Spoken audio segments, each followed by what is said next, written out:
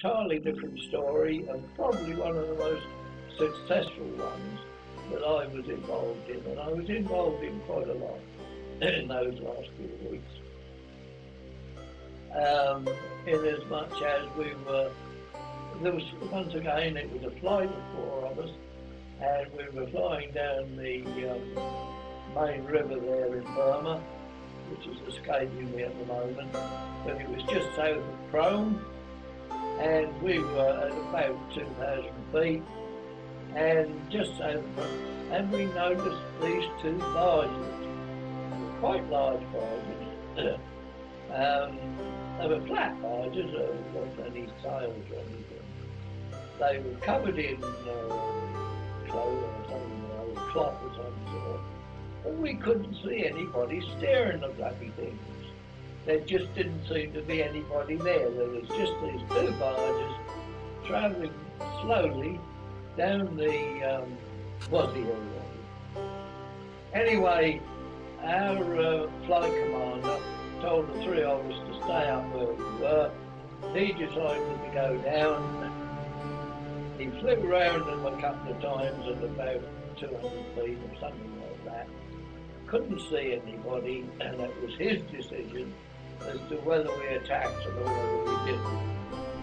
And he decided, it so happened, that we would not attack them, as there was a chance they might belong to the Burmese. But we were to find out that there were Japanese soldiers on board, because one of them made the biggest bloody mistake of his life.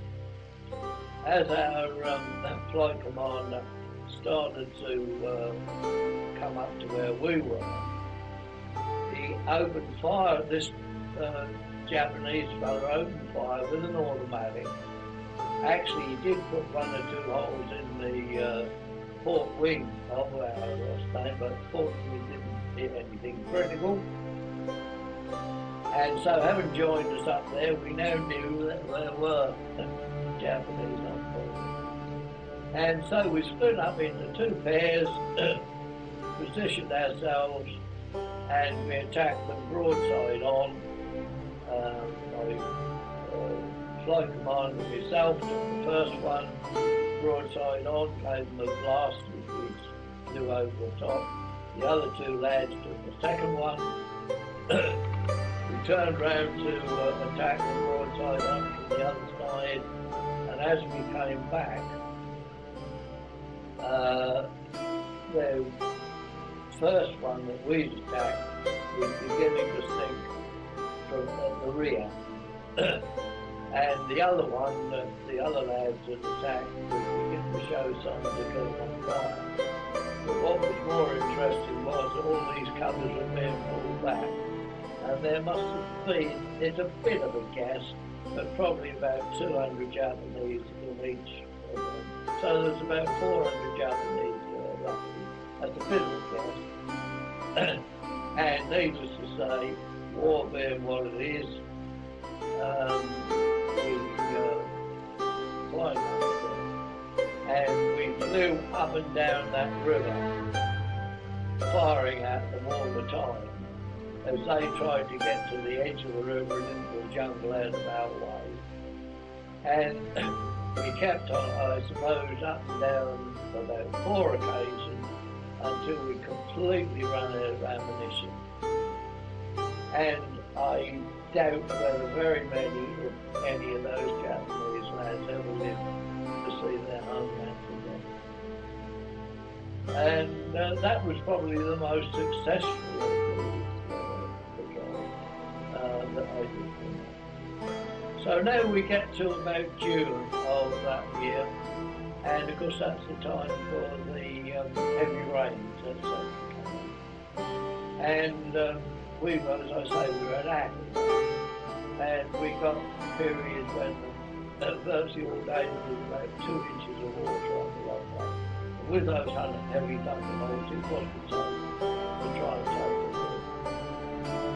And so it was decided at a suitable occasion to take the Thunderbolts out of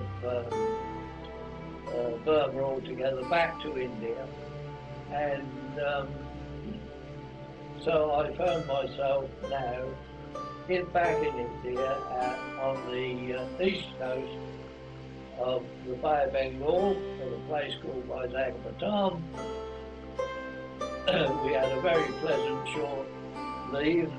I won't go into the details of that, but a fortnight after that we started exercises of flying out over the sea beyond the side of land, then turning around and navigating back to a target area on the land. And the reason for this was that the Japanese were going to attempt to regroup in Malaya, and the Allied forces, this was the ground forces and the Navy, had planned an assault on Malaya, where the Japanese were attempting to regroup. And we were to be part of the air cover for that. And that was what we were practicing for.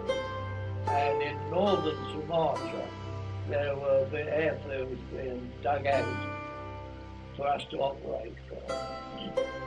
And so we got to the day when tomorrow we were to take off for northern Sumatra.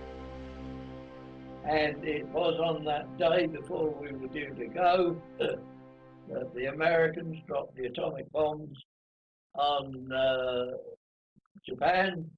And as a consequence, of course, the war came to an end.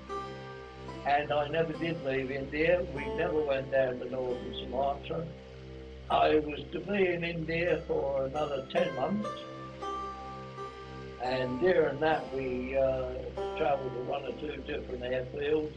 Dum in near Calcutta was interesting because we used to get out into Calcutta and experience some of the Indian food and that, you know. Well, quite interesting. But apart from the fact, and also flying nearly stopped, but we had to do a minimum of 12 hours a month just to keep our efficiency up. But about 4 months after that, we were transferred to another airfield that escaped me. I've been there before, actually, in the middle of India, and it was there we were to say bye-bye to B-47 and convert onto the continent, not continental, but for the hotter climates, the Tempests 2 with a radial engine. And I did some 25 hours on the Tempest. And then my mob came through, and so I was duly brought back home. And I was demobbed in, what was it, about September, I suppose, September 1946. And returned back to Civvy Street and my grandmother and a thrifty bit. And so basically I had been in the Royal Air Force for about 4 3/4 years. The travel was as interesting as the flying. I had a wonderful time. Yes, that was precisely what I was trying to get at and made a fist and fuss about earlier on. Exactly that. I can't tell you the date now, but it was a good many years afterwards. There was a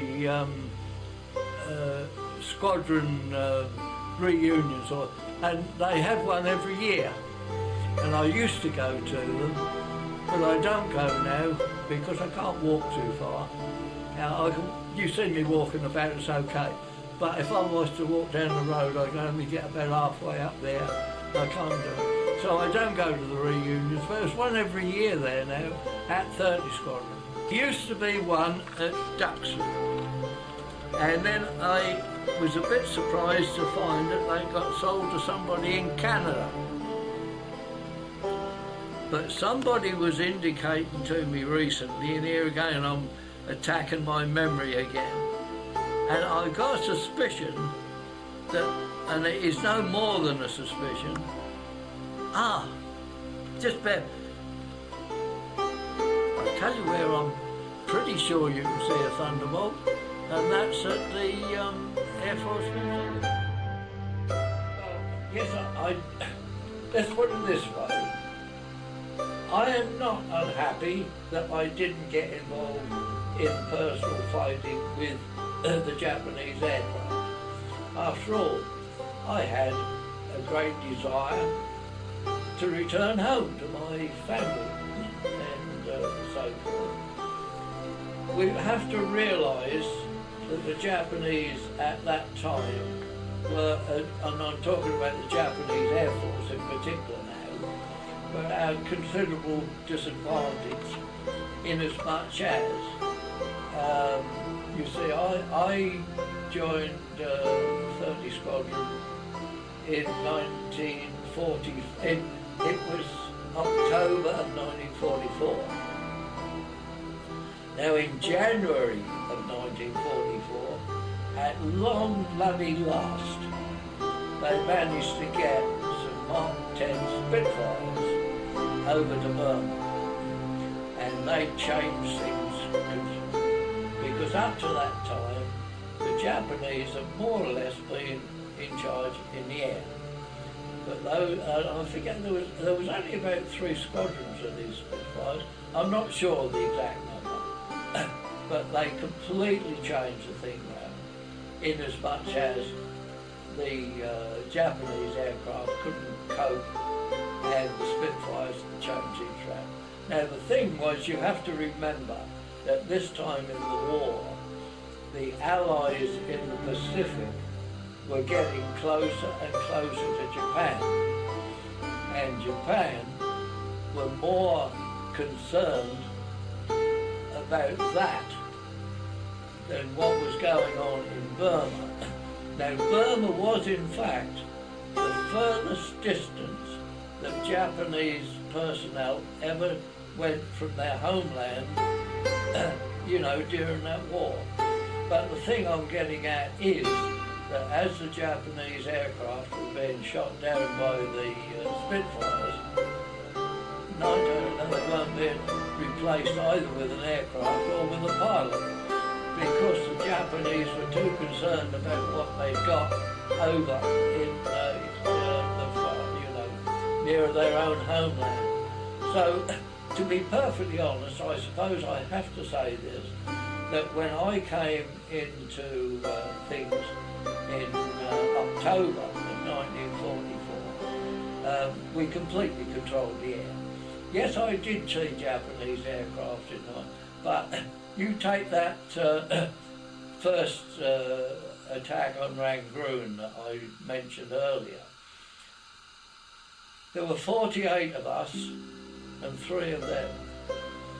Now, the thing is, they were there, but you don't criticise their bravery. We know about that, and they were brave people. But they weren't idiots. And they knew bloody well that if 3 of their aircraft came in for those 4 engine bombers, they got 48 Thunderbolts to deal with. It just wasn't on. And so, I suppose in that respect, I mean, there were occasions,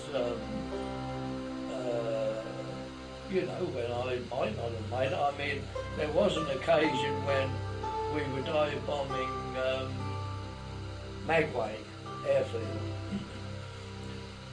And as I pulled up, there was a great flash down my starboard side. But apart from that, everything seemed to carry on normal. It wasn't until I got back to the aerodrome and got out when I looked, there wasn't any paint down the side of my aircraft. And what appears to have happened was that there was a fuel leak in the cowling, and so when I dived and pulled out, it threw it up against the heat of the engine, and it flashed down there. And so it could have been a different story, but in a way it's an example of just the punishment that a thunderbolt does. I mean, I have seen, not many, but I have nevertheless seen a thunderbolt come back and land with 2 cylinders missing. And as long as the conrod had got jammed, it would bring it back. This was one of the things about the thunderbolt. It would take a hell of a lot of punishment before it gave in. There's no question about that. I think that was answering a question of yours, wasn't it? What else did you want to know? In less than 4 months I should be 90. I live on my own and I look after myself. Mind you, age is beginning to catch up with me a little bit, but you've seen me today.